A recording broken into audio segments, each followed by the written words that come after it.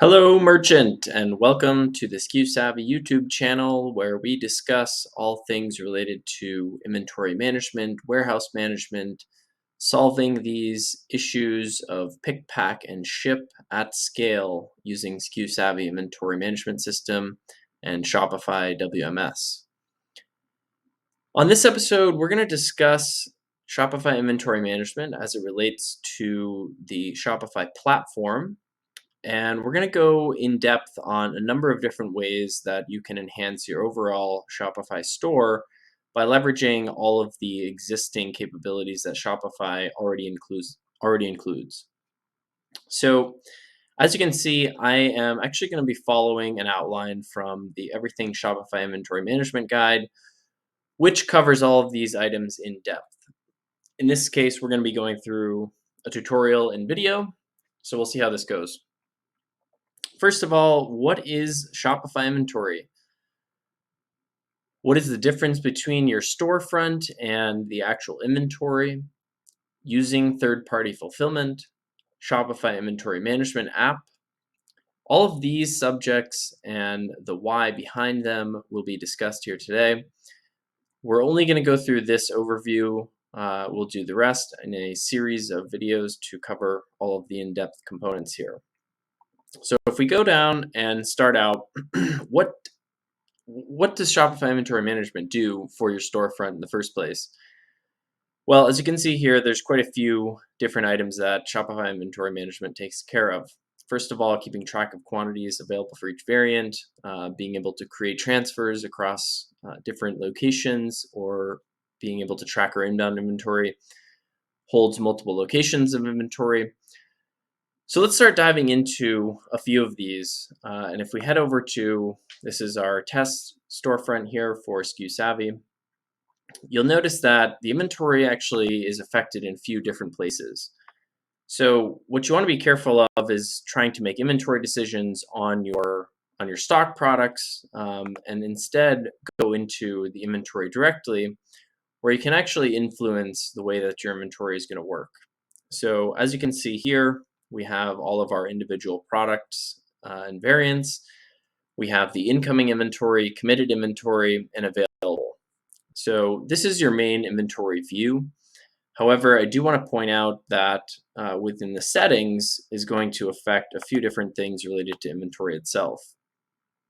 So if you head on over to your store settings, and first of all, go into your store locations, this is what's going to enable you to hold separate inventories across different locations that you might have. By default, you're going to get the location that you set up the store with, and this will be able to hold inventory, but you can also add additional locations for holding separate store level inventories across those locations. What you want to make sure of is that you're going to fulfill online orders from a location. That means that the inventory at this location will be tracked and made available for sale. Got your stores or warehouse shipping information, then you can go ahead and deactivate the location. So these are going to influence where orders are coming into and where they get distributed across these locations based off of your inventory. It will also, of course, show inventory for that specific location. So if we also have two locations, we're going to want to manage the default locations. So as you can see here, I have the 301 South Jupiter Road as the default location to receive my orders. Now, if you are using a location priority, you're going to want to go ahead and set the location priorities for which place the orders should actually be routed to. So the difference between these is, by default, all of your orders will go to this location if the inventory is available. If you have multiple locations, even beyond two, in this case, your location priority is going to be most important to determine how those orders should be divvied up when the inventory is not available at one location versus another. At the bottom, you have custom fulfillment locations. which, as you can see here, we have SKUSavvy set up as a custom fulfillment location. Basically, what custom fulfillment does is it enables you to send your orders off to a third-party fulfillment provider. In this case, it's literally just an email that gets sent off to this particular third-party fulfillment provider, where you're not going to get any kind of updates on that order in particular just by adding a custom order fulfillment. So it is advisable to add the locations that you intend to track inventory at and get orders updates as actual locations instead of custom order fulfillments. However, this can come in handy when you are trying to just quickly send off orders via an email. So as you can see, we could add a new fulfillment service here or edit the existing fulfillment service. As it is right now, any orders sent to this custom order fulfillment location, I will get an email on behalf of this. So what you want to do is try not to allocate your inventory to this, because it's going to limit how much of what you can, the updatable information from that other fulfillment service provider. So if we go back into our locations, we've got everything all set. We've got a couple locations. We have the default location set. We've now managed to change around the priorities of our orders there. And what we're going to do is actually go into the inventory and take a look around making adjustments and what that's actually going to look like. So first of all, let's start off in the products and just see what Shopify gives us. So if I click within a product, and actually let's go into one that has more than one variant here.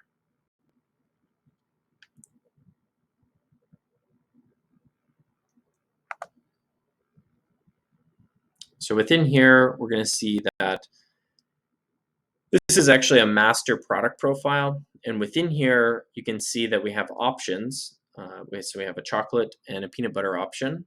And then we have our variants. So the variants are going to show the actual inventory available for this specific variant here as part of this product. Now we can go into here and actually change around some options on the variant. In particular, we're going to show which locations this will be stocked at. Currently, we're going to stock this at multiple locations because we have more than one. And so what this is giving us is an option just simply to track the quantity within Shopify of this specific variant. The second option here, which is very important, is to continue selling when out of stock. That's basically a backstocked item. And this is the way that this can affect your storefront as well. In some of your actual online store interfaces or templates, you'll be able to either show or not show an item once it's sold out of stock. So as you can see right now, we are not going to continue selling this one out of stock. So when the inventory gets down to 0, this product will stop selling. So in most cases, if you have a good inventory system, such as SKUSavvy, you'll be able to directly pull this status over and automatically create back orders for the orders that come through for a product that is on back order. So we'll go ahead and save that. Now, switching between these two products, we're going to want to make sure that both of those are the same in this case, because we want to track our quantity as well as continue selling that when out of stock so that we can track back orders. So now we've been able to continue selling this. Let's go into the actual inventory management page here. As you can see, all of the individual products here have numbers next to them. The incoming value would be influenced by creating a new transfer for a specific variant. The committed value is how many people have how many orders contain this specific item, meaning that we are expecting to fulfill this number here, and how many are available. Now this is going to be the total inventory minus your committed. So in here, if we actually make an adjustment, we can just quickly make an adjustment and save it. We can also come into here and give a reason for our adjustment. Say this was damaged, and we'll make the adjustment. So we've just made an adjustment. We can also look at and see here, if we pull down on the committed tab, which orders are contained for this specific variant. So this gives you a lot of high-level information about the products and variants that you have in your store. Now, one thing to note, this is, of course, showing for my specific location here. So if I make an adjustment and show a different warehouse or location within Shopify that I've set up, we're going to get different inventory values for these specific products. So now we can see that at this location, all of our numbers here have changed to reflect the values at this current location. One thing to keep in mind certainly is when you are making a transfer or expecting new product in, that in fact you're making it to the correct location. Now, within SKUSavvy, let's go back over and view our kind of checklist of items here. Keeps track of quantities, so we went through that. Creates new transfers, we'll go through the transfer process.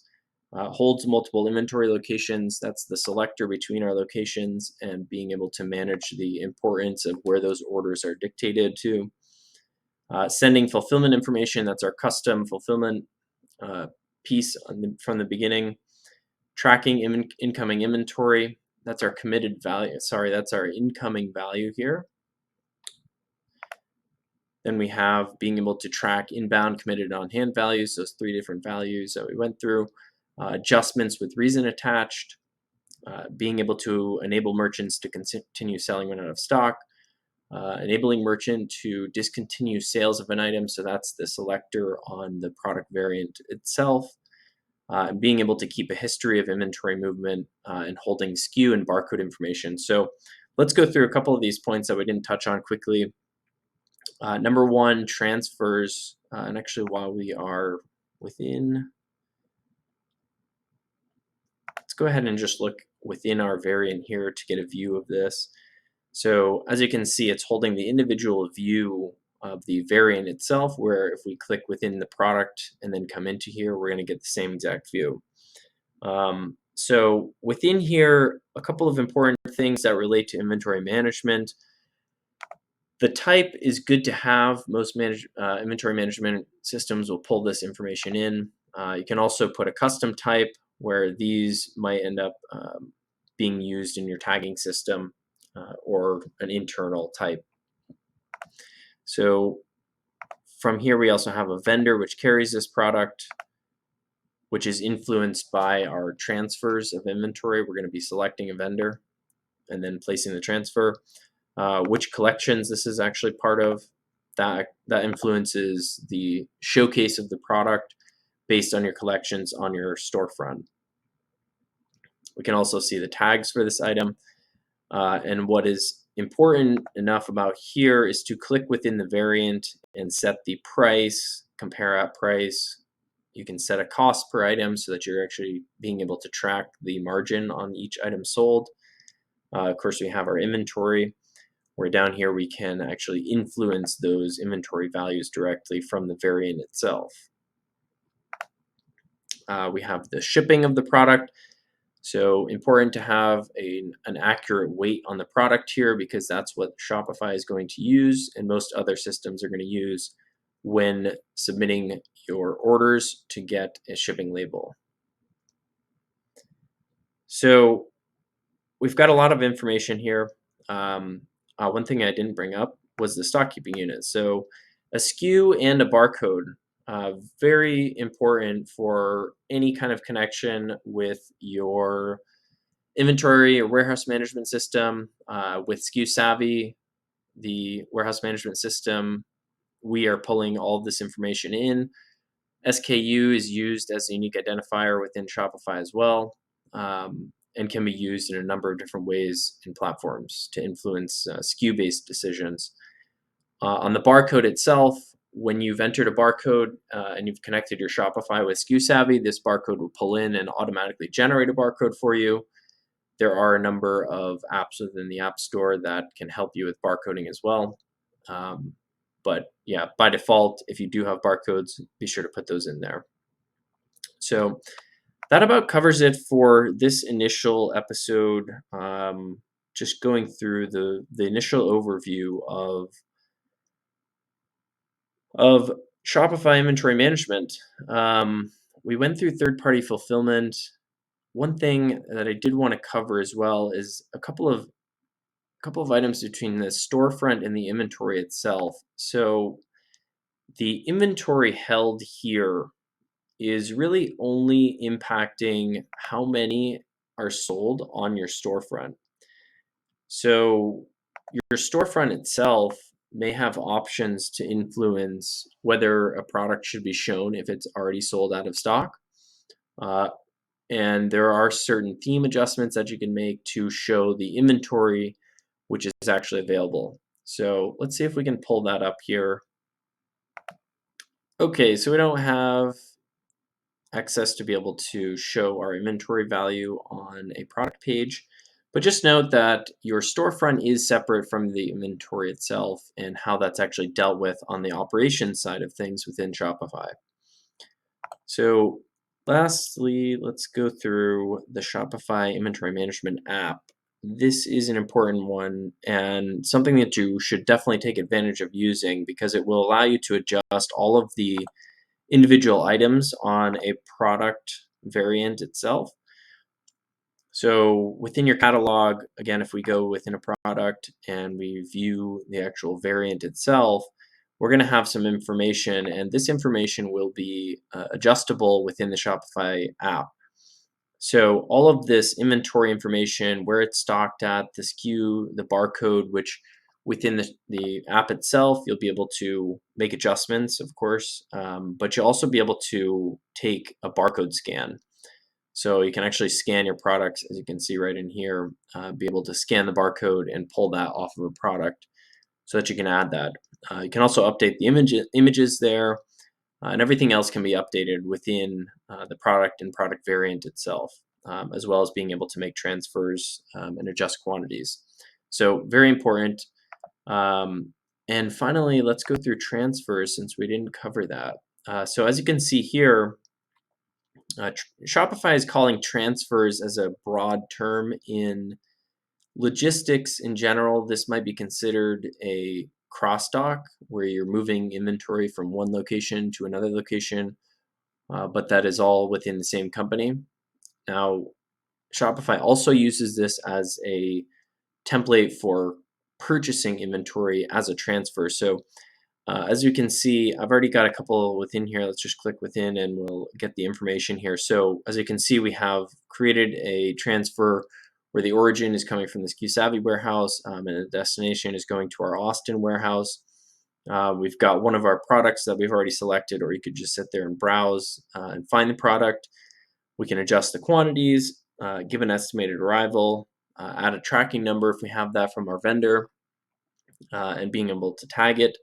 So this is a good way of initially keeping track of purchases and when inventory is expected to arrive. Again, this is going to influence how many on the product inventory itself on that incoming category.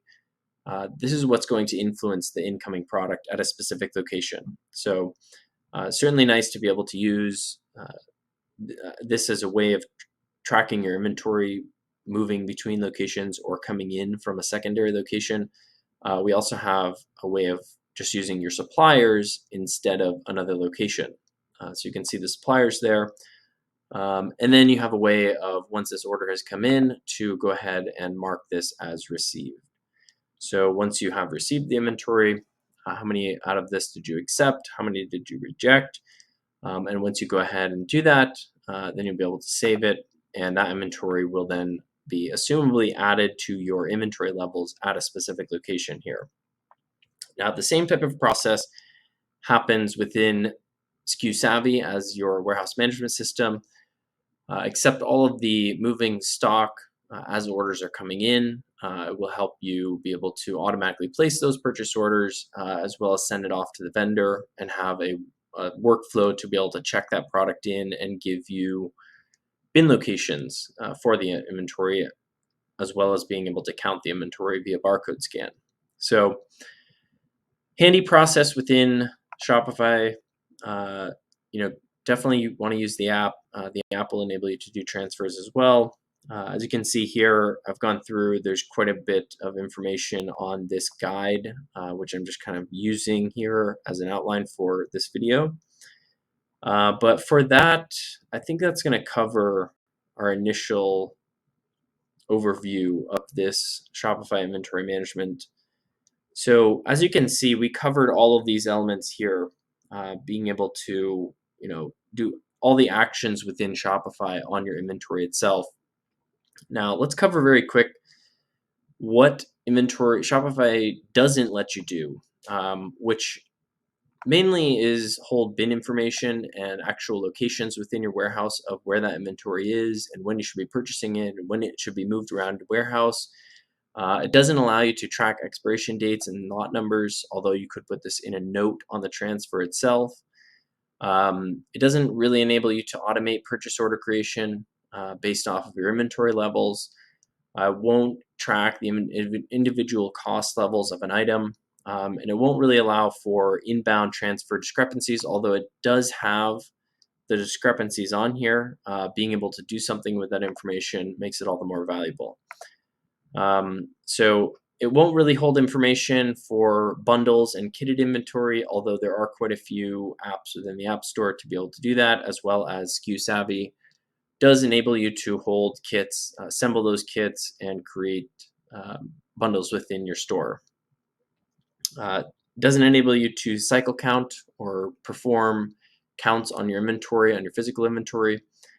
You're not going to be able to print barcodes, although when you connect your SKUSavvy account with Shopify, we will automatically generate barcodes if you don't have them.